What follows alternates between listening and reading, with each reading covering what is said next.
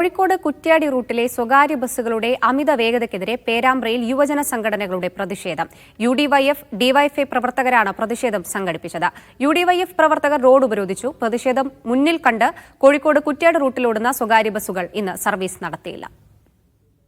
പേരാമ്പ്ര കക്കാട് ഭാഗത്ത് തെറ്റായ ദിശയിൽ അമിത വേഗതയിൽ വന്ന സ്വകാര്യ ബസ് ഇടിച്ചാണ് ഇന്നലെ മരുതോങ്കര സ്വദേശി അബ്ദുൾ ജവാദ് മരിച്ചത്. ഇതോടെ പേരാമ്പ്രയിൽ പ്രതിഷേധം ആരംഭിച്ചു.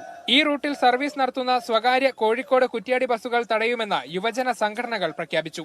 ബസ്സുടമകൾ പ്രതിഷേധം മുന്നിൽ കണ്ട് സർവീസ് നിർത്തിവെച്ചു. പിന്നാലെ പ്രതിഷേധവുമായി എത്തിയ യുഡിവൈഎഫ് പ്രവർത്തകർ പോലീസ് ജീപ്പിന് റീത്ത് വെക്കാൻ ശ്രമിച്ചു. തുടർന്ന് യുഡിവൈഎഫ് പ്രവർത്തകർ റോഡ് ഉപരോധിച്ചു. ഇതിനിടെ പ്രതിഷേധക്കാരെ അറസ്റ്റ് ചെയ്ത സ്വകാര്യ ബസ്സിൽ കൊണ്ടുപോകാൻ പോലീസിന്റെ ശ്രമം. ഇതോടെ സ്ഥലത്ത് സംഘർഷാവസ്ഥ രൂപപ്പെട്ടു.